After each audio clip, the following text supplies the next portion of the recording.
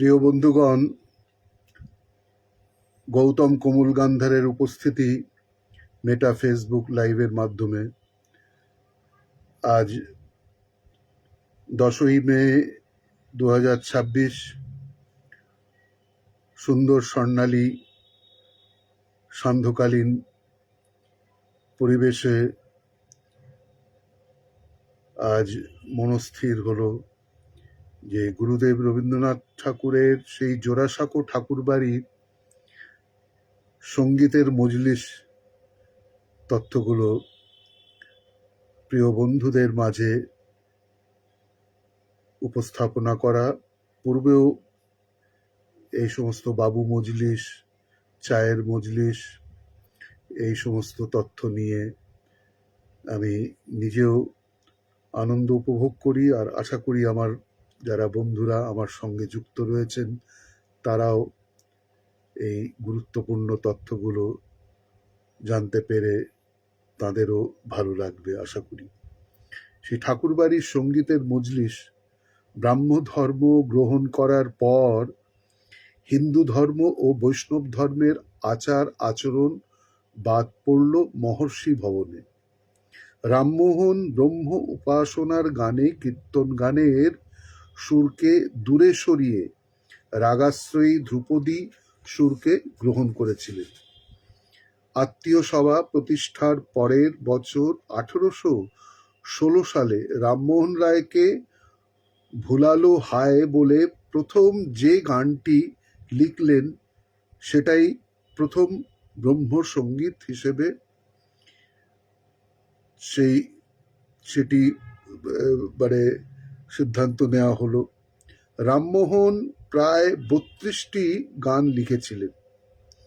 ব্রহ্মগানের ওপরে রামমোহন প্রথম থেকেই জোর দিচ্ছিলেন। প্রার্থনাপত্র 1823 সেই বইয়ে যাজ্ঞবল্ক্য উদ্ধৃত করে তিনি লিখেছিলেন, ঋক, গাথা, পানিকা ও দক্ষবিহিত গান ব্রহ্ম বিষয়ক। এই সমস্ত মোক্ষ সাধক গান অভ্যাস করলে মোক্ষ প্রাপ্তি হয়।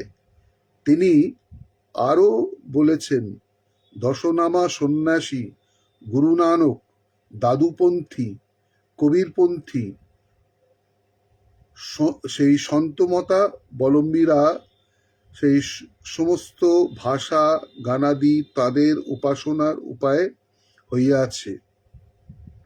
এর পাশাপাশি উপনিষদের সেই মন্ত্রের সুর সংযোজনের কাজও চলছিল। ব্রাহ্মসঙ্গীত মাধ্যমে শাস্ত্রীয় সঙ্গীতের পুনর্জীবনও ঘটছিল। 1828 সালে দ্বারকানাথ ঠাকুর প্রমুখদের সাহায্যে রামমোহনের উদ্যোগে ব্রাহ্মসভা গঠনের পরের বছরই প্রকাশিত হলো ব্রহ্মসঙ্গীত সংকলন। তাতে শতাধিক গান ছিল। রামমোহন ছাড়া গীতিকার ছিলেন আরও 7 জন। 1833 সালে ক্যালকাটা খ্রিস্টান সেই অবজারভার এর লেখা হলো,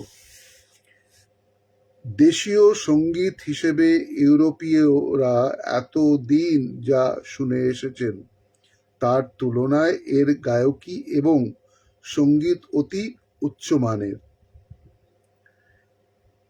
এবং রামমোহনের সেই ব্রহ্মসঙ্গীতগুলি ছিল গম্ভীর প্রকৃতির, ধীর চলনের। দেবেন্দ্রনাথও অনুসরণ করলেন সেই পথ।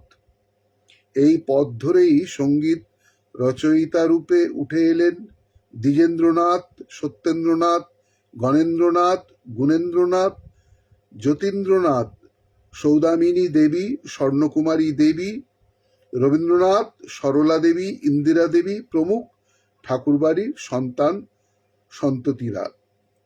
যতীন্দ্রনাথ রচনা করেছিলেন অনেকগুলি ব্রহ্মসঙ্গীত। প্রতিদিন তৈরি করতেন নতুন নতুন সুর। সেসব সুরকে ধরে রাখার জন্য আকার মাত্রিক স্বরলিপিও তৈরি করে ফেলতেন। রবীন্দ্রনাথ তো সমস্ত ব্রহ্মসঙ্গীতের 1/4 একাই রচনা করেছিলেন। জনপ্রিয় আঙ্গিককে ব্রহ্মসঙ্গীতে যুক্ত করার প্রক্রিয়াটি শুরু হয়েছিল রামমোহনের হাত ধরেই। রামমোহন নিজে ছিলেন ওস্তাদ কালী মির্জার শিষ্য। নিধুবাবুর গানেও গুণমুগ্ধ ছিলেন তিনি, তাই টপ্পা গায়কীকে তিনি প্রশ্রয় দিয়েছিলেন। উৎসবানন্দ বিদ্যাবাগীশদের অনুরোধে নিধুবাবু প্রথম ব্রহ্ম তৎপরাপর পরমেশ্বর বলে একটি গানও লিখেছিলেন। 1843 সালে দেবেন্দ্রনাথের নেতৃত্বে তত্ত্ববোধিনী সভা আর ব্রহ্মসভা মিলে গিয়ে বৃহত্তর ব্রাহ্ম সমাজের সৃষ্টি হলো। রামমোহনের আদর্শ অনুসরণ করেই মহর্ষি সুফি গান, হরিদাস কবিরের সেই দোহা আর মীরার ভজন, গুরুবাণী প্রভৃতি গানকেও ব্রহ্মসঙ্গীতের পর্যায়ভুক্ত করলেন এবং সেই সমস্ত গান দেবেন্দ্রনাথের সন্তানরা বড় হয়ে উঠছিলেন। এই ভাবগম্ভীর সাংগীতিক পরিবেশের মধ্য দিয়ে রবীন্দ্রনাথ এ সম্পর্কে বলেছেন, আমাদের পরিবারে শিশুকাল হইতে গান চর্চার মধ্যেই আমরা বাড়িয়া উঠিয়াছি। আমার পক্ষে তাহার একটা সুবিধা এই হইয়াছিল, অতি সহজেই গান আমার সমস্ত প্রকৃতির মধ্যে প্রবেশ করিয়াছিল।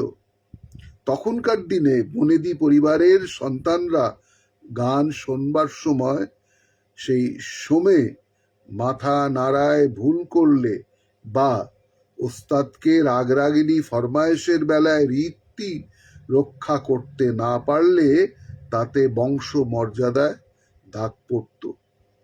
ধনী ব্যক্তিরা সঙ্গীতের গৌরব রক্ষা করাকে সামাজিক কর্তব্য বলেই মনে করত। এই কথাও আমাদের জানিয়েছিলেন স্বয়ং রবীন্দ্রনাথ। তখনকার সমাজ বিদ্যার যে কোনো বিষয়কেই শিক্ষণীয়, রক্ষণীয় বলে জানত। এই ভাবনা থেকেই জোড়াসাঁকো বাড়ির সদস্যরা অনেকেই সঙ্গীত চর্চা করতেন। দ্বারকানাথ অল্প বয়সে বিখ্যাত ওস্তাদদের কাছে গান শিখেছিলেন। তিনি ছিলেন প্রকৃত সঙ্গীতের সমজদার। যন্ত্র সঙ্গীতও শিখেছিলেন তিনি, পিয়ানো বাজাতে শিখেছিলেন ইংরেজ ওস্তাদের কাছে। বিলেতে থাকার সময় তিনি ইংরেজ গায়কের কাছে নিয়মিত গানের তালিম নিতেন। দেবেন্দ্রনাথ, তার পুত্র দ্বিজেন্দ্রনাথ, সত্যেন্দ্রনাথ, হেমেন্দ্রনাথ, যতীন্দ্রনাথ, স্বর্ণকুমারী দেবী এবং দেবেন্দ্রনাথের ভাইয়েরা এবং ভ্রাতুষ্পুত্র গণেন্দ্রনাথ ও গুণেন্দ্রনাথ সকলেই সঙ্গীত চর্চা করতেন। গান শিখেছিলেন বড় বড় ওস্তাদের কাছে। মহর্ষির বড় জামাই সারদা প্রসাদও সঙ্গীতজ্ঞ ও সঙ্গীত রসিক ছিলেন। তার বৈঠকখানায় নামী সঙ্গীতজ্ঞরা আসতেন। তিনি নিজে বিখ্যাত সেতারি সেই জ্বালা প্রসাদের কাছে সেতার শিখতেন। ঠাকুরবাড়ির ছেলেরা তখন নিয়মিত স্বরচিত গান ব্রাহ্ম সমাজে গাওয়া শুরু করেছিল। গাইত হিন্দু মেলাতেও। গণেন্দ্রনাথ ঠাকুরের সেই লেখা লজ্জায় ভারত যশ গাহিব কি করে, দ্বিজেন্দ্রনাথ ঠাকুরের লেখা মলিন মুখচন্দ্রমা ভারত তোমারই এবং সত্যেন্দ্রনাথ ঠাকুরের মিলে সবে ভারত সন্তান, এই গানগুলি হিন্দু মেলায় গাওয়া হতো। অবনীন্দ্রনাথ ঘরোয়ায় লিখেছেন, আমাদের বাড়ির সাহায্যে হিন্দু মেলা বলিয়া একটি মেলা সৃষ্টি হইয়াছিল। নবগোপাল মিত্র মহাশয় এই মেলার কর্মকর্তা রূপে নিয়োজিত ছিলেন। ভারতবর্ষকে স্বদেশ বলিয়া ভক্তির সহিত উপলব্ধির চেষ্টা সেই প্রথম হয়। মেজদাদা সেই সময় বিখ্যাত জাতীয় সঙ্গীত মিলে সবে ভারত সন্তান রচনা করিয়াছিলেন। প্রধানত জোড়াসাঁকো ঠাকুরবাড়ির সদস্যদের উদ্যোগেই দেশের মানুষের মধ্যে জাতীয় ভাব জাগ্রত করে তোলার মানসেই হিন্দু মেলা অনুষ্ঠিত হয়েছিল।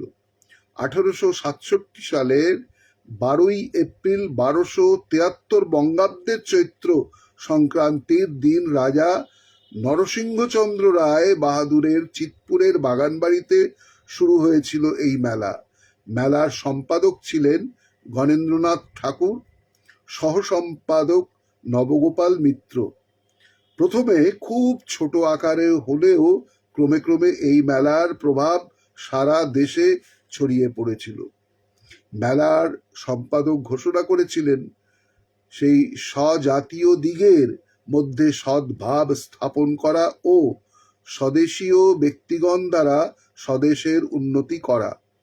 এই মেলার উদ্দেশ্য স্বনির্ভরতার সাধনা ছাড়া জাতির উন্নতি আসে না, এই সত্যকেই প্রতিষ্ঠা করতে চেয়েছিলেন হিন্দু মেলার উদ্যোক্তরা। সেই গণেন্দ্রনাথ রচিত গানটি এইবারেই গাওয়া হয়েছিল 1868 সালের 11 এপ্রিল আশুতোষ দেবের বেলগাছিয়ার বাগানে হিন্দু মেলার দ্বিতীয় অধিবেশন হলো।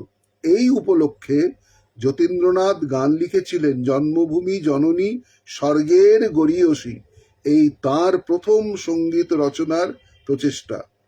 মন্মথনাথ ঘোষ তাঁর যতীন্দ্র জীবনীতে লিখেছিলেন, নবগোপাল বাবু দেখা হলেই যতীন্দ্রনাথকে উত্তেজনাপূর্ণ জাতীয় ভাবের কবিতা লিখতে অনুরোধ করতেন। জ্যোতিবাবু এ সময় কবিতা লিখিতেন না বা ইহার পূর্বে কখনো লেখেন নাই। 1874 থেকে 75 খ্রিস্টাব্দ হিন্দু মেলার যুগ্ম সম্পাদক নিযুক্ত হয়েছিলেন যতীন্দ্রনাথ।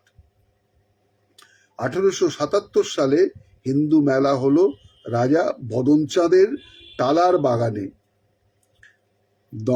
সেই দমদমার গুপ্ত বৃন্দাবনেতেও হিন্দু মেলা হয়েছিল, কিন্তু সাহেব বাঙালি নিয়ে এক হাঙ্গামায় পুলিশি তাণ্ডব শুরু হলে মেলা পণ্ড হয়ে যায়, কিন্তু তাতেও দমেননি ঠাকুরবাড়ির সদস্যরা। তারপরেও কিশোর রবীন্দ্রনাথ মেলার মাঠে কবিতা পাঠ ও গান করেছিলেন। তার মুগ্ধ বর্ণনা পাওয়া যায় নবীনচন্দ্র সেনের আত্মজীবনী আমার জীবনে। অবনীন্দ্রনাথ তখন বেশ ছোট, ঘরোয়াতে হিন্দু মেলার বর্ণনা দিয়েছেন তিনি। গুপ্ত বৃন্দাবনে হিন্দু মেলা, আমরা তখন খুব ছোট। ফি বছরে বসন্তকালে মেলা হয়, যাবতীয় দেশি জিনিস তাতে থাকত। শেষ যেবার আমরা দেখতে গিয়েছিলুম, এখনো স্পষ্ট মনে পড়ে, সেই বাগানময় মাটির মূর্তি সাজিয়ে রাখত এক একটি ছোট্ট চাঁদোয়া টাঙিয়ে বড় বড় মাটির পুতুল তৈরি করে। সেই কোনোটাতে দশরথের মৃত্যু, কৌশল্যা বসে কাঁদছেন, এই রকম পৌরাণিক নানা গল্প মাটির পুতুল দিয়ে গড়ে বাগানময় সাজানো হতো। কি সুন্দর তাতে তাদের সাজাতো, মনে হতো যেন জীবন্ত। পুকুরেও নানা রকম ব্যাপার। কোনো পুকুরে শ্রীমন্ত সদাগরের নৌকা, সদাগর চলেছেন বাণিজ্য ময়ূরপঙ্খী নৌকো করে মাঝিমাল্লা নিয়ে। নৌকোটা আবার চলতো মাঝে মাঝে। কোনো পুকুরে কালীয় দমন একটা পুকুর ছিল, সে যে কি করে সম্ভব হলো ভেবেও পাইনে। জল থেকে সেই কমলেকামিনী উঠছে, একটা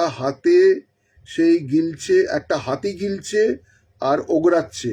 সে ভারী মজার ব্যাপার। পুতুল হাতির ওই ওঠানামা দেখে সকলে অবাক। তাছাড়া কুস্তি হতো, রায় বেশে নাচ হতো, বাঁশবাজি খেলা, আরো কত কি। তাদের আবার প্রাইজ দেওয়া হতো, পুরস্কৃত করা হতো। এই তো গেল সেই বাইরের ব্যাপার। ঘরের ভেতরেও নানা দেশের নানা জিনিসের এক্সিবিশন, ছবি, খেলনা, শোলার কাজ, শাড়ি, গয়না, মোট কথা দেশের যা কিছু জিনিস সবই সেখানে দেখানো হতো। সন্ধেবেলা নানা রকম বৈঠক বসত, সেই কথকতা, নাচ গান, আমোদ আহ্লাদ সবই চলতো। রামলাল চাকর আমাদের ঘরে ঘরে দেখিয়ে নিয়ে বেড়াতো। একটা দিল্লির মিনিয়েচার ছিল গোল কাঁচের মধ্যে। এত লোভ হয়েছিল আমার সেটার জন্য, বেশি দাম বলে কেউ দিলে না কিনে, দু চারটে খেলনা দিয়েই ভুলিয়ে দিলে। কিন্তু আমি কি আর ভুলি? কি সুন্দর ছিল জিনিসটি, এখনো আমার মনে পড়ে। আমরা দাঁড়িয়ে দেখছি বারান্দা থেকে গাছের সঙ্গে একটা মোটা দড়ি বাঁধা হয়েছে। বলডুইন সাহেব, আমরা বলতুম ব্লন্ডিন সাহেব, দড়ার উপর দিয়ে পায়ে হেঁটে গেলেন। একটা চাকার মতো কি যেন, তাও পা দিয়ে ঠেলে ঠেলে গড়িয়ে নিলেন। চারিদিকে বাহবা রব। পাঁশবাজির বেদেনি ছিল কয়েকজন মেলাতে। তারা বললে, এ আর কি বাহাদুরি, খাঁজ কাটা জুতো পরে দড়ার উপর দিয়ে হেঁটে যাওয়া তো সহজ, আমরা খালি পায়ে হাঁটতে পারি। এই বলে সেই বেদেনিরা কয়েকজন পায়ের নিচে গরুর শিং বেঁধে সেই দড়ার উপর দিয়ে হেঁটে নেচে সবাইকে তাক লাগিয়ে দিলে। কোথায় গেল তার কাছে ব্লন্ডিন সাহেবের রোপ ওয়াকিং? এইসব দেখতে দেখতে তন্ময় হয়ে গেছি। এমন সময় চারিদিকে মার মার মার মার, হই হই, পালা পালা রব। যে যেদিকে পারছে, কেউ পাঁচিল টপকে, কেউ রেলিং বেয়ে ফটকের নিচে গলিয়ে ছুটছে, পালাচ্ছে। আমরা ছেলে মানুষ, কিছু বুঝি না কি ব্যাপার, হকচকিয়ে গেলুম। রামলাল আমাদের হাত ধরে টানতে টানতে দৌড়ে ফটকের কাছে নিয়ে গেল। ফটক বন্ধ, লোহার গড়ার দেওয়া, খোলা শক্ত। তখনও চারিদিকে হুড়োহুড়ি ব্যাপার চলছে। সঙ্গে ছিলেন কেদার মজুমদার, ছোট দিদিমণির ভাই, আমরা বলতুম কেদারদা। আর ফটকের ওপারে ছিলেন শ্যামবাবু, সেই জ্যোতি কাকা মশায়ের শ্বশুর। অসম্ভব শক্তি ছিল তাদের গায়ে। কেদারদা দুহাতে আমাদের ধরে এক এক ঝটকায় একেবারে ফটক টপকে ওধারে শ্যামবাবুর কাছে জিম্মে করে দিচ্ছেন। স্বর্ণবাই ছিল সেকালের প্রসিদ্ধ বাইজি। তারই জন্য কি একটা হাঙ্গামার সূত্রপাত হয়। সেই আমাদের হিন্দু মেলাতে শেষ যাওয়া। তারপরও কিছুকাল অবধি হিন্দু মেলা হয়েছে, কিন্তু আমাদের আর যেতে দেওয়া হয়নি। শুধু হিন্দু মেলাতেই নয়, ঠাকুরবাড়ির একদল বালক 1871 সালে 15ই নভেম্বর বেহালা ব্রাহ্ম সমাজের অষ্টাদশ সাংবৎসরিককেও সেই গান গাইতে গিয়েছিল। সেই বালক দলের মধ্যে রবীন্দ্রনাথ এবং তার সমবয়সী ভাইপো অরুণেন্দ্রনাথকেও তাতে দেখা গিয়েছিল। 19বিংশ শতকের বাংলায় সেই অবস্থাপন্ন বাঙালি পরিবার পশ্চিম দেশের খ্যাতনামা গায়ক বাদকদের সমাদর করে বাড়িতে এনে মজলিসি আসর বসালে সমাজে সে পরিবারের মর্যাদা বাড়ত। সেই সব ওস্তাদদের উপযুক্ত সম্মান দক্ষিণাও দেয়া হতো। তানপুরায় সুর বেঁধে বড় বড় ওস্তাদেরা উচ্চাঙ্গ সঙ্গীতের মজলিসের আসর মাতিয়ে তুলতেন। জোড়াসাঁকো ঠাকুর পরিবারেও দেখা যেত এরকম ছবি। ছোট রবীন্দ্রনাথের স্মৃতিতেও রয়ে গিয়েছিল সেই সব সঙ্গীতের মজলিসের ছবি। 1936 সালে ফেব্রুয়ারি মাসের সেই নবশিক্ষা সঙ্গে দেওয়া ভাষণে রবীন্দ্রনাথ জানিয়েছেন, তম্বুরার তারে নিজের হাতে সুর বেঁধে সেটাকে কাঁধে হেলিয়ে আলাপের ভূমিকা দিয়ে যখন বড় বড় গীত রচয়িতার ধ্রুপদ গানে গায়ক নিস্তব্ধ সভা মুখরিত করতেন, সেই ছবির সুগম্ভীর রূপ আজও আমার মনে উজ্জ্বল আছে। ঠাকুরবাড়িতে মূলত দেবেন্দ্রনাথের উৎসাহী বিভিন্ন সময় এসেছেন প্রখ্যাত সঙ্গীতজ্ঞেরা। শিক্ষক হিসাবে ঠাকুরবাড়িতে এসেছেন বিষ্ণু চক্রবর্তী, 1819 থেকে 1900 সাল। কিশোরী চট্টোপাধ্যায়, শ্রীকণ্ঠ সিংহ, বরোদার বিখ্যাত বিনকার মৌলা বক্স 1833 হতে 1896 খ্রিস্টাব্দ তার উপস্থিতি। রামকুমার মিশ্র, যদু ভট্ট 1844 হতে 1883, শ্যামসুন্দর মিশ্র 1854 হতে 1922, রাধিকা প্রসাদ গোস্বামী 1863 হতে 1925, অবজকুমার ভদ্র, বদ্রীদাস শুকুল প্রমুখ এই সমস্ত সঙ্গীতজ্ঞরা সকলেই যে কলকাতার আদি বাসিন্দা ছিলেন এমন নয়। এরা অনেকেই এসেছিলেন কলকাতার বাইরে থেকে। সঙ্গীত চর্চার সূত্রেই তাঁরা জোড়াসাঁকো বাড়িতে সাময়িকভাবে কিছুকাল কাটিয়েছেন বা স্থায়ীভাবে থেকেছেন। প্রশ্ন উঠতে পারে, ঠাকুরবাড়িতে শিক্ষক হিসেবে কলকাতার বাইরে থেকে একজন সঙ্গীত শিক্ষক এসেছিলেন, কলকাতায় কি তখন সঙ্গীত শিক্ষকের অভাব পড়েছিল? এর উত্তরে বলা যায় যে সে সময় কলকাতায় বাবু সমাজে যে ধরনের গান প্রচলিত ছিল তা ছিল মূলত টপ্পা রীতির গান। ধ্রুপদ বা খেয়ালের মতো রাগ সঙ্গীতের চর্চা তখন কলকাতায় বিশেষ হতো না। দেবেন্দ্রনাথ ধ্রুপদ বা খেয়ালের মতো উচ্চাঙ্গ সঙ্গীত চর্চাকেই অধিক গুরুত্ব দিতেন।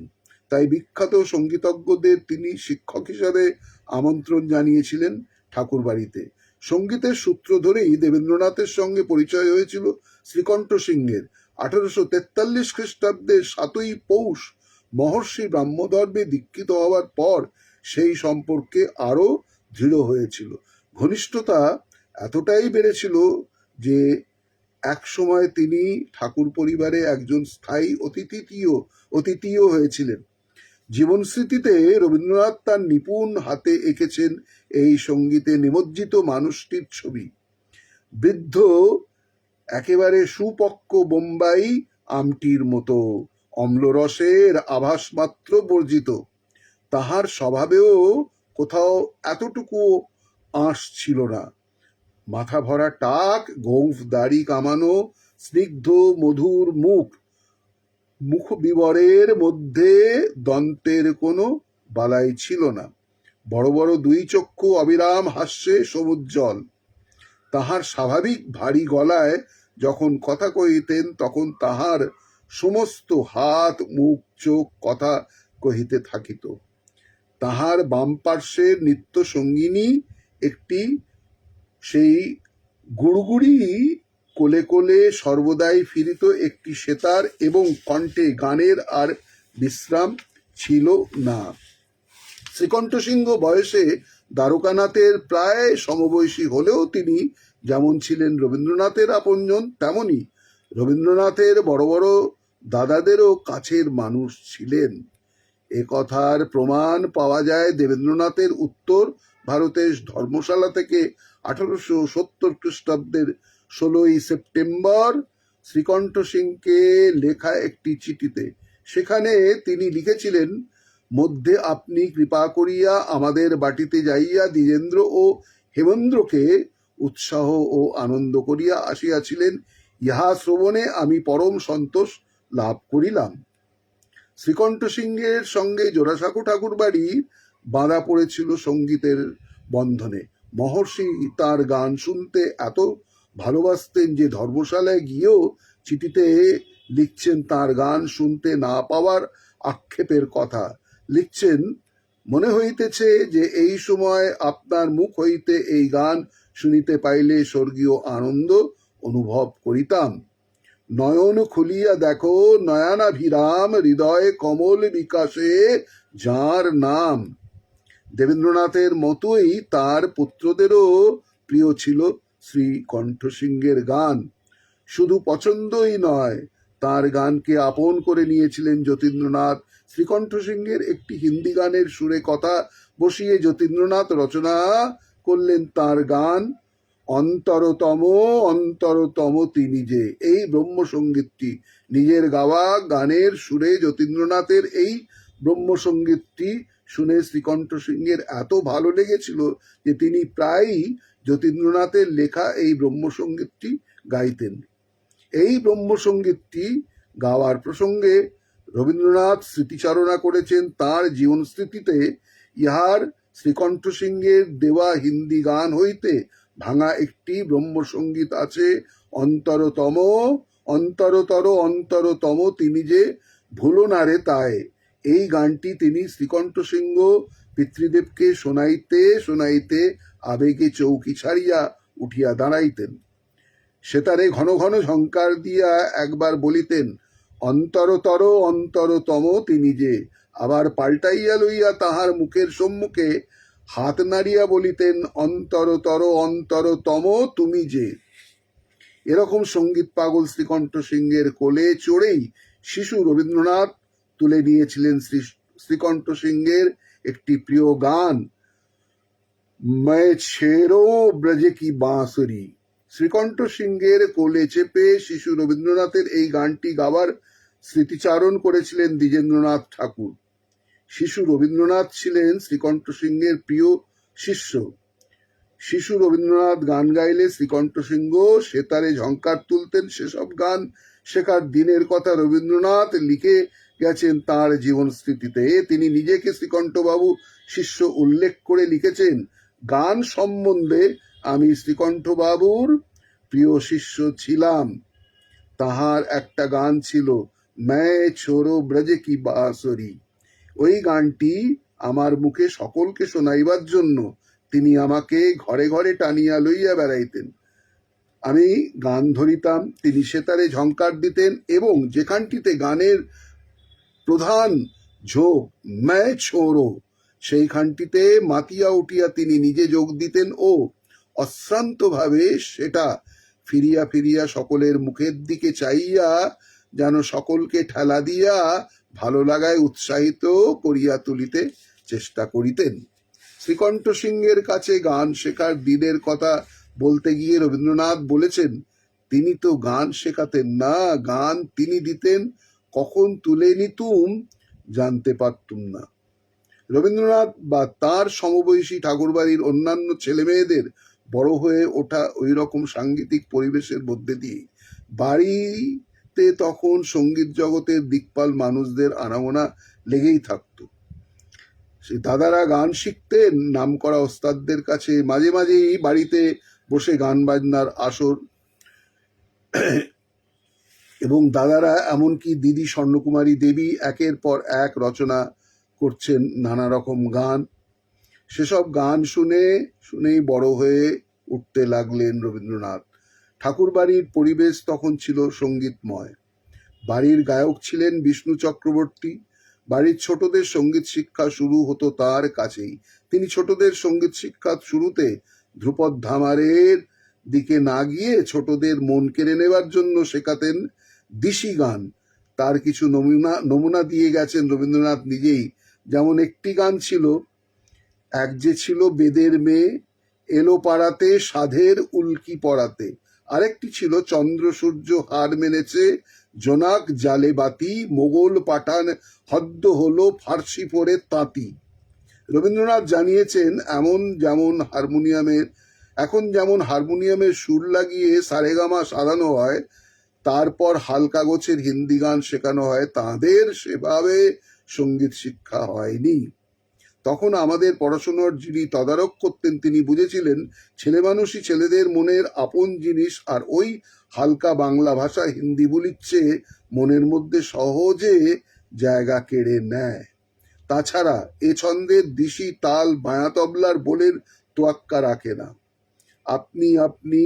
আপনা আপনি নাড়িতে নাচতে থাকে।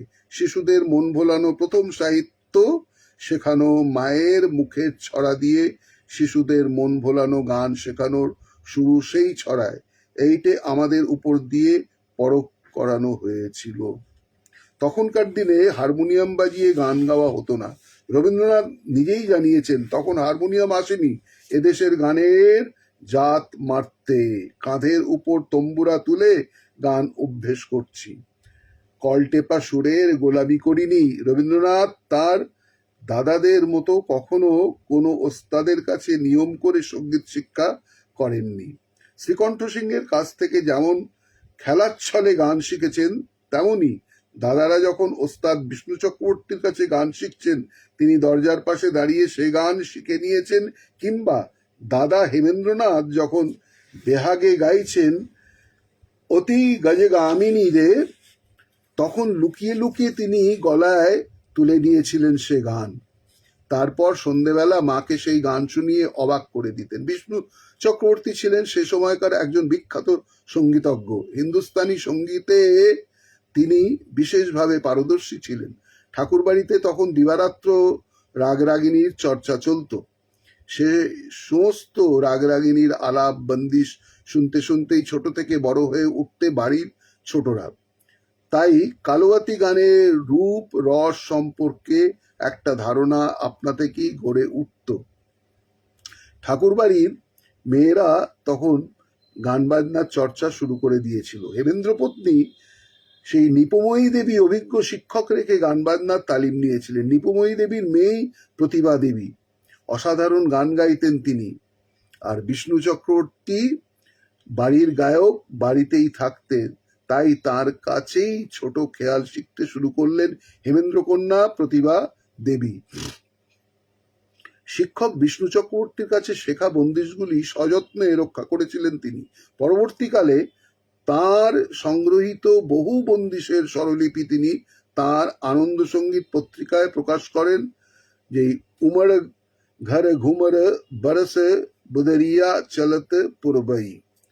আর দ্বিতীয় গানটি দো না মেলে শোভা অন্তর দেখ, তৃতীয় গানটি লঙ্গর তোর বাজা চাওয়া। এসব বিভিন্ন রাগ সঙ্গীতের বিখ্যাত বন্দিশগুলির স্বরলিপি প্রকাশিত হয়েছিল ওই পত্রিকায়। নিশ্চয়ই বিষ্ণু চক্রবর্তীর কাছে শেখা বন্দিশও সেই সংগ্রহের মধ্যে ছিল। বিষ্ণু চক্রবর্তীর পর বাড়িতে শিক্ষক হয়ে এসেছিলেন যদু ভট্ট বা যদুনাথ ভট্টাচার্য, সেই 1840 হতে 1883 খ্রিস্টাব্দ অব্দি। 1870 সালে যদু ভট্টের গান প্রথম শোনেন দেবেন্দ্রনাথ। তার কয়েক বছর পরেই 1874 সালে তিনি গৃহশিক্ষক হয়ে এলেন জোড়াসাঁকোয়। প্রশান্ত কুমার পাল জোড়াসাঁকো বাড়ির হিসেবের খাতা ঘেটে জানিয়েছেন, যদু ভট্ট দেবেন্দ্রনাথের 6 নম্বর বাড়ি ও গুণেন্দ্রনাথের 5 নম্বর বাড়িতে মাস মাইনের বিনিময়ে সঙ্গীত শিক্ষা দিতেন। একই সময় তিনি আদি ব্রাহ্ম সমাজের অবৈতনিক সঙ্গীত শিক্ষকও ছিলেন। এই সময় তিনি ঠাকুরবাড়িতেই থাকতেন এবং সেখানেই খাওয়া দাওয়া করতেন।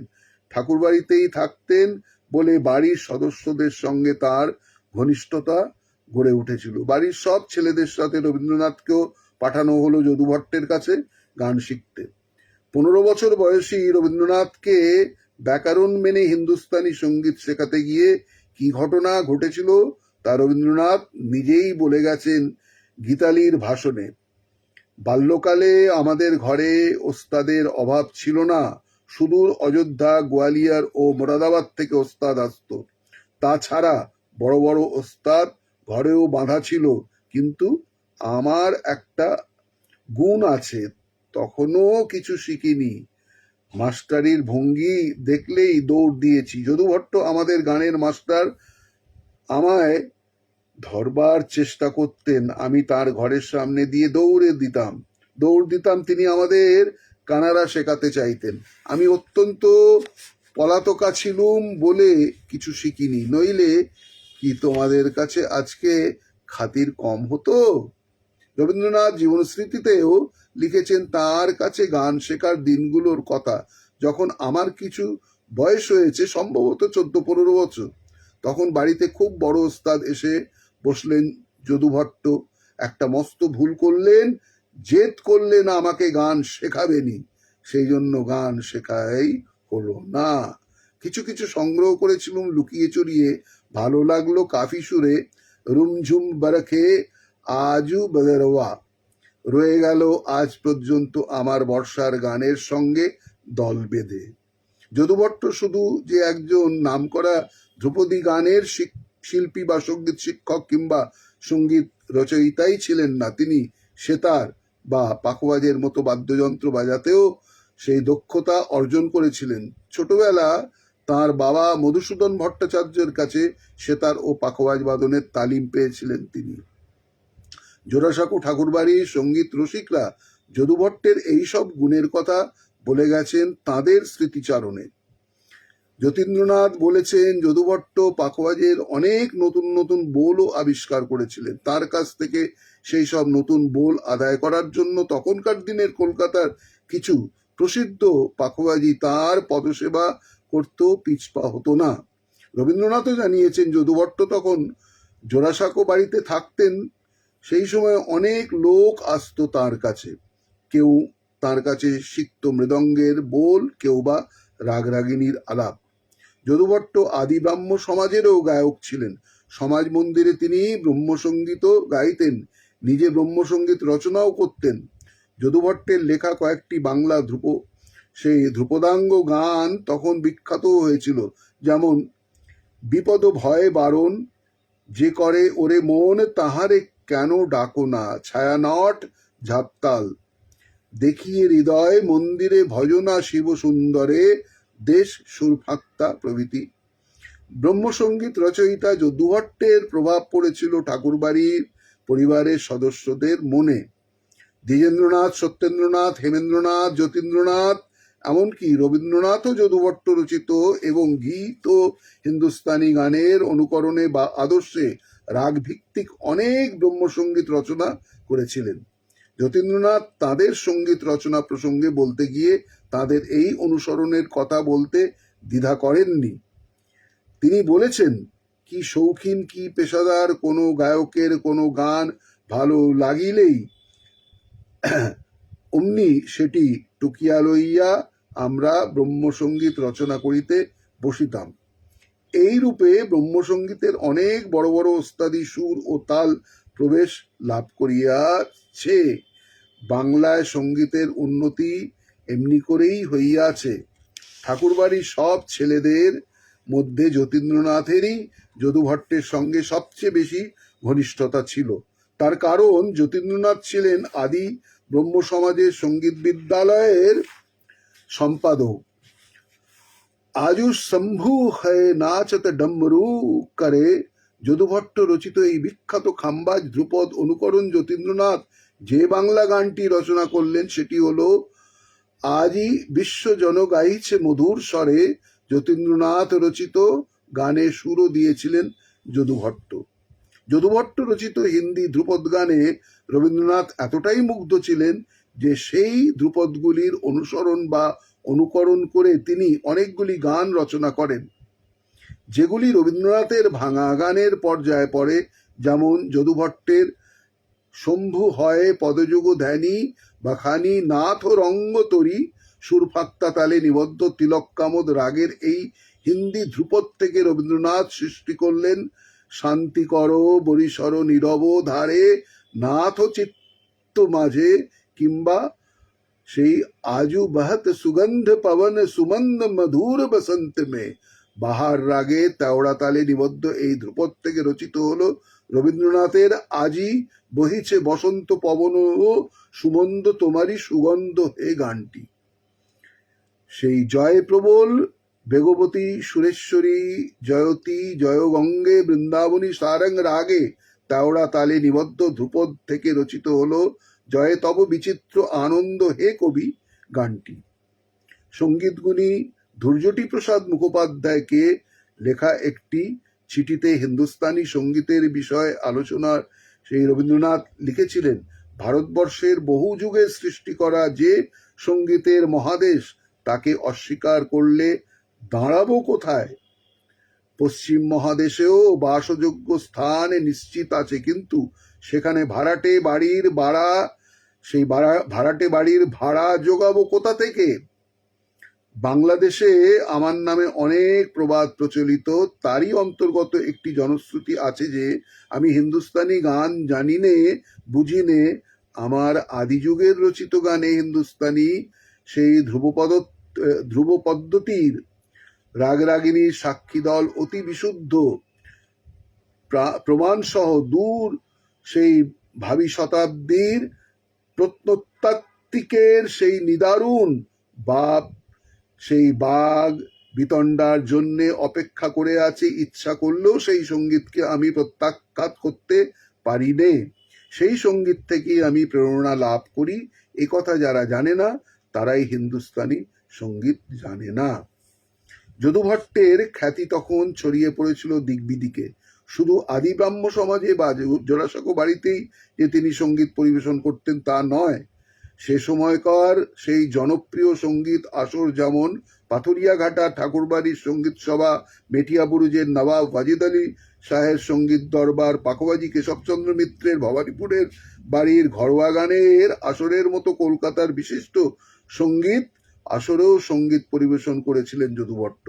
তিনি ত্রিপুরার মহারাজা বীরচন্দ্র মাণিক্যের সভা গায়ক ছিলেন। তাই রবীন্দ্রনাথ যদুভট্ট সম্পর্কে লিখেছিলেন, তার রচিত গানের মধ্যে যে বিশিষ্টতা ছিল তা অন্য কোনো হিন্দুস্তানি গানে পাওয়া যায় না।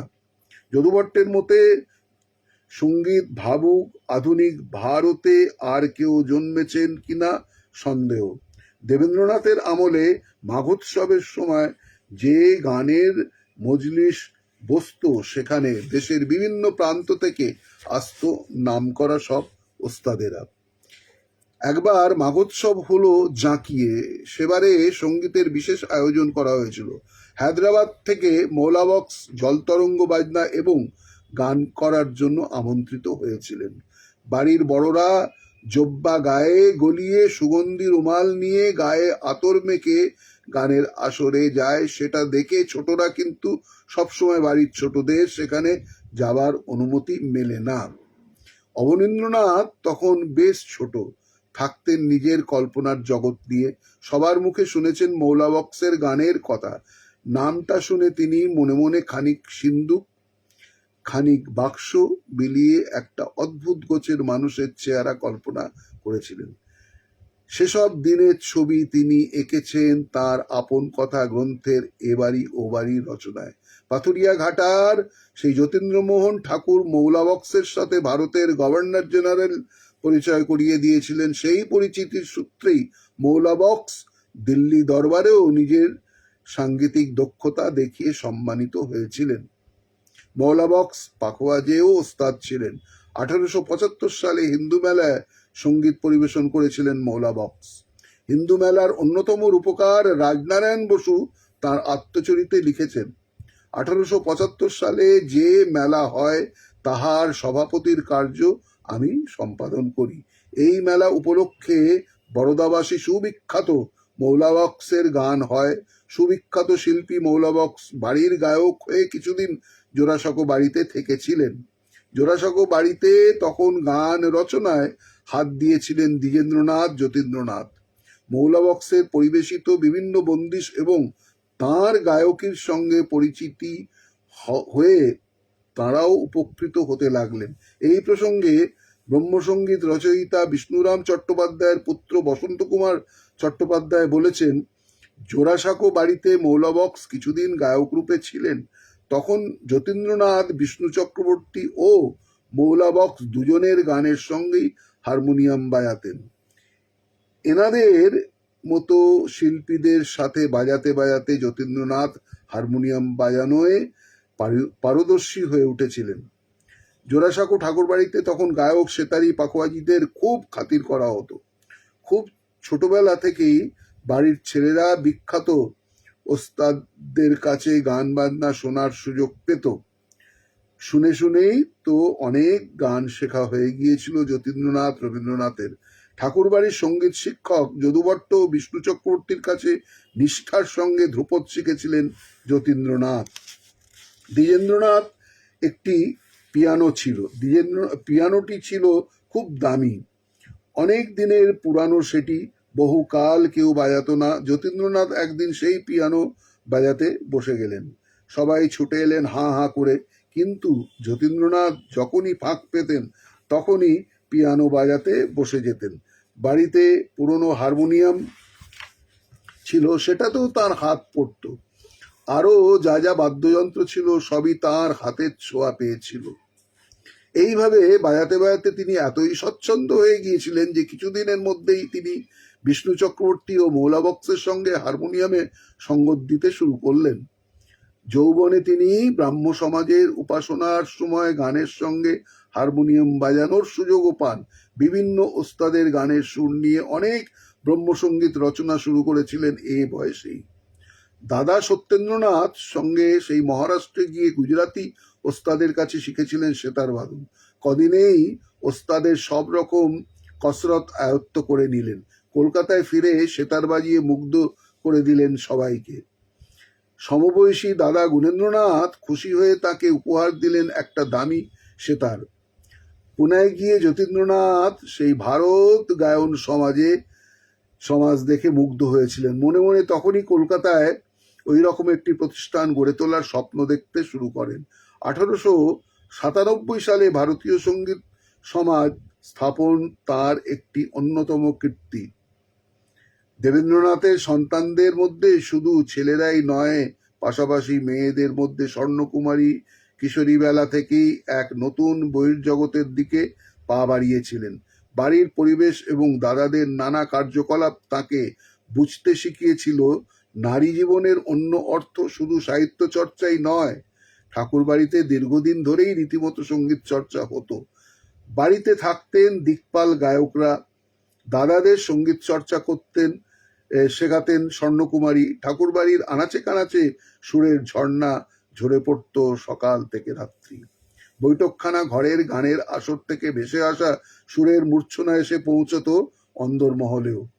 তখন ভদ্র ঘরের মেয়েদের মধ্যে সঙ্গীত চর্চার প্রচলন সেভাবে শুরু হয়নি। সেই বাধাটা ভেঙে দিলেন হেমেন্দ্রনাথ। ঠাকুরবাড়িতে মেয়েদের মধ্যেও সঙ্গীত চর্চা শুরু হলো নিপুময়ী দেবীর মাধ্যমে। মহর্ষি দেবেন্দ্রনাথ একদিন হারমোনিয়াম কিনে আনলেন বাড়িতে। হারমোনিয়াম তখন সবে সবে এসেছে এদেশে। তার আগে তানপুরা নিয়েই হতো সঙ্গীত চর্চা। গানের সুরের মধ্যে থাকতে থাকতে ছোটবেলা থেকেই স্বর্ণকুমারী সঙ্গীতের প্রতি ভালোবাসা এসে গিয়েছিল। তিনি নিজে নিজেই গান শিখে ফেলেছিলেন। দাদাদের বাজাতে দেখে তিনিও হারমোনিয়াম বাজাতেন। স্বর্ণকুমারী খুব ছোটবেলা থেকে অবলীলায় ছড়া বেঁধে কবিতার ছন্দে কথা বলতেও পারতেন। আর একটা অদ্ভুত ব্যাপার তার হতো, বাঁশির সুর শুনলেই উদাস হয়ে যেতেন তিনি। আপনা থেকেই গলায় সুর চলে আসতো তার। একদিন এরকম আপন মনে গান গাইছেন, এমন সময় হঠাৎ তার কাছে এলেন তার নতুন দাদা যতীন্দ্রনাথ। বোনকে আপন মনে গান গাইতে দেখে তিনি খুব খুশি হয়ে বললেন, স্বর্ণ, তুমি এমন সুন্দর গাইতে পারো তা তো জানতাম না। ঠাকুরবাড়ির আনাচে কানাচে তখন এইভাবেই সরগরম হয়ে থাকতো ভাই বোন বধূদের মিলিত সাহিত্য সঙ্গীত চর্চা। এর পাশাপাশি বাড়িতে অভিনয় চর্চাও চলতো। এইভাবে হাসি গানে আড্ডায় মেতে দিন কাটত সকলের। আনন্দময় সেসব দিনের কথা বারবার উঠে এসেছে ঠাকুরবাড়ির নারী পুরুষের স্মৃতিচিত্রে। স্বর্ণকুমারী ছিল মধুর স্বভাব। সাহিত্যের প্রতি তার অপরিসীম আগ্রহ এবং ব্যক্তিত্বের জন্যই দাদারা সকলেই তাকে খুব স্নেহ করতেন। ভাইদেরও সকলকে খুব ভালোবাসতেন স্বর্ণকুমারী। যতীন্দ্রনাথ যেমন স্বর্ণকুমারীকে সাহিত্য চর্চায় উৎসাহ যোগাতেন, তার স্ত্রী কাদম্বরী দেবীর সাথেও গভীর বন্ধুত্ব ছিল স্বর্ণকুমারী। কাদম্বরী দেবী কম গুণের অধিকারী ছিলেন না। তিনি খুব ভালো গান গাইতেন। গান ছিল তার রক্তে। হাতে কলম তুলে না নিলেও তিনি ছিলেন সাহিত্যানুরাগিনী। বাড়িতে প্রধানত তার উদ্যোগেই বসত ভারতী পত্রিকার আসর। ভারতী যখন দ্বিতীয় বছরে পা দিল, তখন জানকীনাথ স্ত্রী পুত্রকন্যা জোড়াসাঁকো বাড়িতে রেখে ব্যারিস্টারি পড়তে ইংল্যান্ডে গেলেন। তখন থেকেই যতীন্দ্রনাথের সাহিত্য সঙ্গীত চর্চা গোষ্ঠীতে যুক্ত হয়ে পড়লেন স্বর্ণকুমারী। মহর্ষি ভবনের তেতলায় যতীন্দ্রনাথের ঘরের পাশেই ছিল স্বর্ণকুমারী দেবীর ঘর। তাই বাইরের তেতলা তখন সাহিত্য সঙ্গীত চর্চায় সরগরম হয়ে থাকত। যতীন্দ্রনাথ তার স্মৃতিকথায় লিখেছেন, এখন হইতে সঙ্গীত ও সাহিত্য চর্চাতে আমরা হইলাম তিনজন, অক্ষয় চৌধুরী, রবি ও আমি। পরে জানকী বিলাত যাইবার সময় আমার কনিষ্ঠা ভগিনী স্বর্ণকুমারী আমাদের বাড়িতে বাস করিতে আসায় সাহিত্য চর্চায় আমরা তাহাকেও আমাদের আরেকজন যোগ্য সঙ্গী রূপে পাইলাম। সে সময় ভাই বোন মিলে কিভাবে তারা সঙ্গীত চর্চায় মেতে থাকতেন তার কথাও লিখে গেছেন যতীন্দ্রনাথ। এই সময় আমি পিয়ানো বাজাইয়া নানাবিধ সুর রচনা করিতাম। আমার দুই পার্শ্বে অক্ষয়চন্দ্র ও রবীন্দ্রনাথ কাগজ পেন্সিল লইয়া বসিতেন। আমি যেমনি একটি সুর রচনা করিতাম, অমনি ইহারা সেই সুরের সঙ্গে তৎক্ষণাৎ কথা বসাইয়া গান রচনা করিতে লাগিয়া যাইতেন। একটি নতুন সুর তৈরি হইবা মাত্র সেটি আরো কয়েকবার বাজাইয়া ইহাদিগকে শুনাইতাম। সেই সচরাচর গান বাঁধিয়া তাহাতে সুর সংযোগ করাই প্রচলিত রীতি, কিন্তু আমাদের পদ্ধতি ছিল উল্টা। সুরের অনুরূপে গান তৈরি হতো। স্বর্ণকুমারীও অনেক সময় আমার রচিত সুরে গান প্রস্তুত করিতেন। সাহিত্য এবং সঙ্গীতের চর্চায় আমাদের তেতলা মহলের আবহাওয়া তখন দিবারাত্রি পূর্ণ হইয়া থাকিত। 1878 সালের 20 সেপ্টেম্বর রবীন্দ্রনাথ চলে গেলেন বিলেতে। বিলেত থেকে নতুন রূপে ফিরলেন রবীন্দ্রনাথ। যতীন্দ্রনাথ কাদম্বরীর সৃষ্টি করা সেই নন্দন কাননেও বইল নতুন ঋতুর হাওয়া। তৈরি হলো বাল্মীকি প্রতিভা, কালমৃগয়ার গান। দেবেন্দ্রনাথের সন্তানরা যেমন ওস্তাদদের কাছে থেকে সঙ্গীত শিক্ষার সুযোগ পেয়েছিলেন, তেমনি পরবর্তী প্রজন্মের মধ্যেও সেই ধারা অব্যাহত ছিল। দেশি বিদেশি শিক্ষকের কাছে তালিম নিয়েছিলেন দেবেন্দ্রনাথের নাতি নাতনিরা। পৌত্রী প্রতিভা সরলা, ইন্দিরা, পৌত্র দীনেন্দ্রনাথ, সৌমেন্দ্রনাথ সকলেই নিষ্ঠা ভরে সঙ্গীতজ্ঞের কাছে সঙ্গীতের তালিম নিয়েছিলেন। প্রতিভা ছিলেন রবীন্দ্রনাথের থেকে 5 বছরের ছোট। ভারতীয় ও ইউরোপীয় দুই ধারাতেই গান শিখেছিলেন তিনি। এর আগেই হেমেন্দ্রনাথ পারিবারিক প্রথা ভেঙে স্ত্রী নিপময়ী দেবীকে গান শিখিয়েছিলেন। তাই প্রতিভার গান শেখাটাই তো স্বাভাবিক। ব্রাহ্ম সমাজে সভা গায়ক বিষ্ণু চক্রবর্তীর কাছে ভারতীয় ধারার গান শিখতেন তিনি। 9-10 বছর বয়সে হওয়ার আগেই তিনি সেতার, পিয়ানো, তবলা বাজানো, কণ্ঠসঙ্গীতের সবেতেই পারদর্শী হয়ে উঠলেন। তাই বিদ্বজন সমাগম সভায় তিনি এই সকল প্রদর্শন করে সবাইকে মুগ্ধ করে দিতেন। স্বর্ণকুমারী তার 2 মেয়ের জন্য সঙ্গীত শিক্ষার ব্যবস্থা করেছিলেন। সরলা দেবী লিখেছেন, গান শেখার হাতে করি ও আমাদের অব্জবাবুর কাছে অব্জপ্রকাশ ভদ্র ছিলেন ব্রাহ্ম সমাজের বেতনভুক্ত গায়ক। 1882 সালের বিষ্ণু চক্রবর্তী অবসর নিলে অব্জপ্রকাশ ভদ্রকে এই পদে নিয়োগ করা হয়। 1880 খ্রিস্টাব্দের আগে থেকেই এই অব্জবাবু জোড়াসাঁকো ঠাকুরবাড়িতেই থাকতেন। সরলা ও তার দিদি হিরণময়ীকে ওস্তাদ ও মেম এসে গান, সেতার ও পিয়ানো শেখাত। স্বর্ণকুমারীর চেষ্টাতেই পাশ্চাত্য সঙ্গীত ও যন্ত্রসঙ্গীতে অসাধারণ দক্ষতা তৈরি হয়েছিল সরলার। সঙ্গীত রচনা ও সুর সংযোজনে সরলা মায়ের পাশাপাশি তার রবি মামারও উৎসাহ পেত। এবং সরলার বয়স তখন 14 হয়নি। তখন স্বর্ণকুমারীর উৎসাহেই সেই সরলা বিভিন্ন অনুষ্ঠানে ও পার্টিতে গান গাইতেন। এই কারণে সরলার খ্যাতিও ছড়িয়ে পড়েছিল। সেই জাতীয়তাবোধের উদ্দীপনে সরলাই প্রথম বন্দে মাতরম গাইতে শুরু করেছিলেন। ইন্দিরা দেবীও অব্জবাবু ও বিষ্ণু চক্রবর্তীর কাছে গান শেখার পর 19বিংশ শতকের সেই শেষ ভাগের এক বিখ্যাত কণ্ঠশিল্পী ওস্তাদ বদ্রীদাস শুকুল এর কাছে সঙ্গীত চর্চা শুরু করেছিলেন। সেই সিওর মাঞ্জোটা নামে এক ইটালিয়ান বেহালা বাদকের কাছে বেহালা বাজাতে শিখেছিলেন।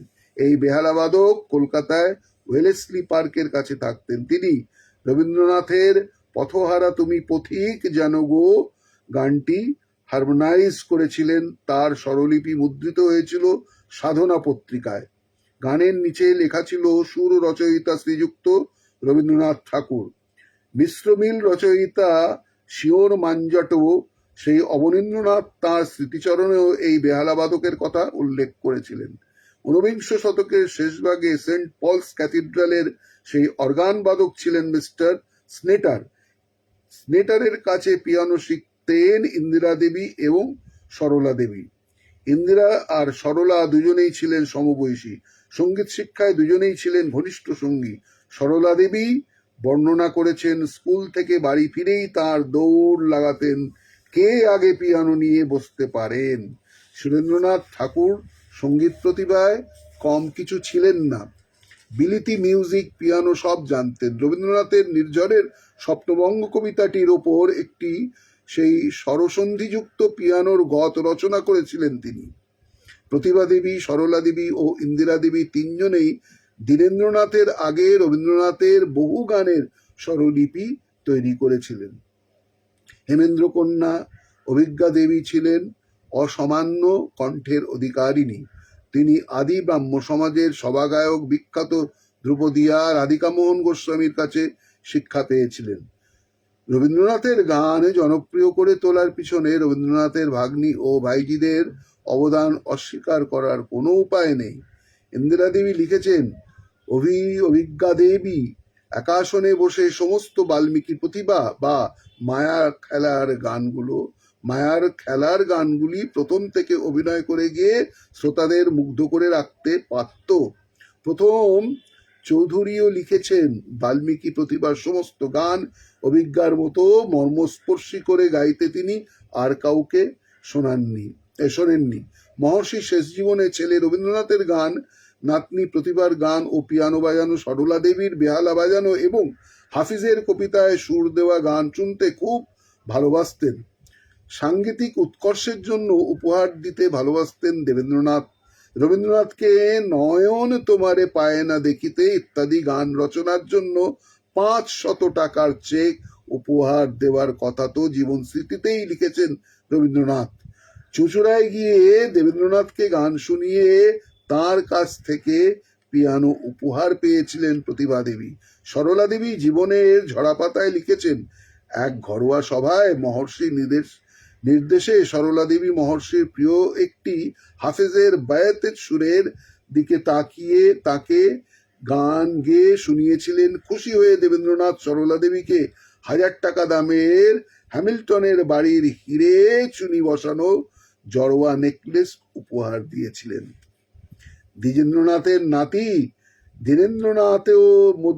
দীনেন্দ্রনাথের মধ্যেও ছোটবেলা থেকেই সঙ্গীত প্রতিভা লক্ষ্য করা গিয়েছিল।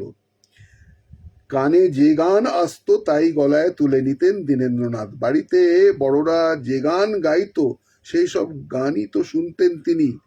বড়দের গান যে ছোটরা গান গায় না সে জ্ঞান তার তখনও হয়নি। ইন্দিরা দেবী লিখেছিলেন, সেই দীনেন্দ্রনাথ 3 বছর বয়স থেকে নিবারো নিবারো প্রাণের ক্রন্দন, কাটো হে কাটো হে মায়া বন্ধন, এসব গান গেয়ে সবাইকে হাসিয়ে মারতেন।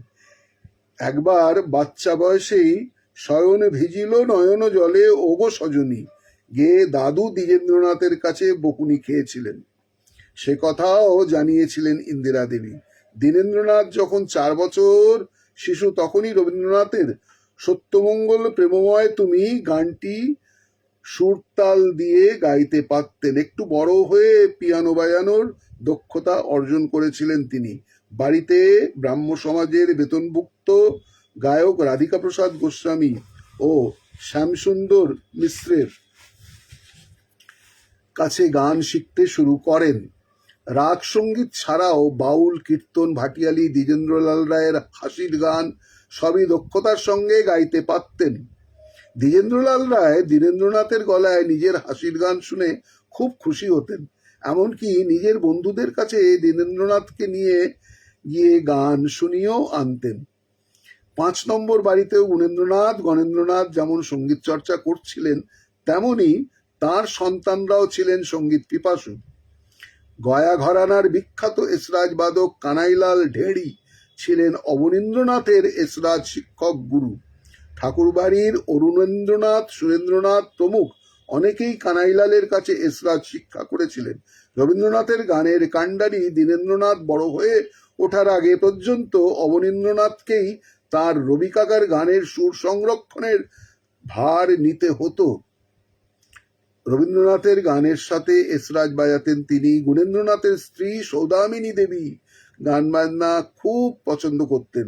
মহর্ষি ভবনে সকালে উপাসনার সময় ঠাকুর দালানের ব্রহ্মসঙ্গীতে হলে কান পেতে শুনতেন তিনি। পরবর্তীকালে গুণেন্দ্রনাথের পুত্র গগনেন্দ্রনাথ তার সন্তানদের জন্য সঙ্গীত শিক্ষার ব্যবস্থা করে দিয়েছিলেন। মোহনলাল গঙ্গোপাধ্যায় গণেন্দ্রনাথের গ্রন্থে রয়ে গেছে তার বিবরণ।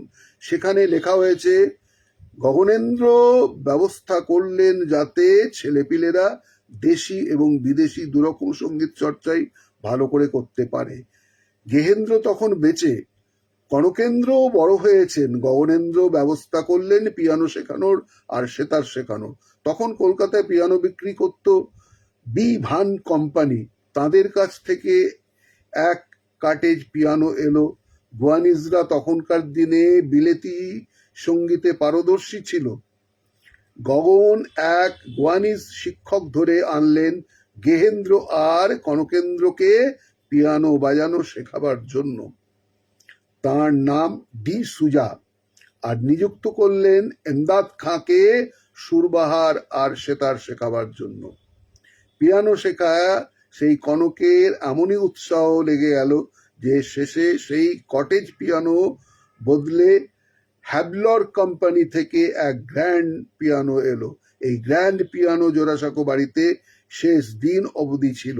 বিদেশি সঙ্গীতের নোটেশন সামনে রেখে কনকেন্দ্র নিয়মিত বাজাতেন। ইন্দিরা দেবী বহুবার বাজিয়ে গেছেন এই পিয়ানোতে। অনেক বিদেশি সঙ্গীতকারের হাতের আঙুলের জাদু স্পর্শ পড়েছিল এই যন্ত্রের উপর।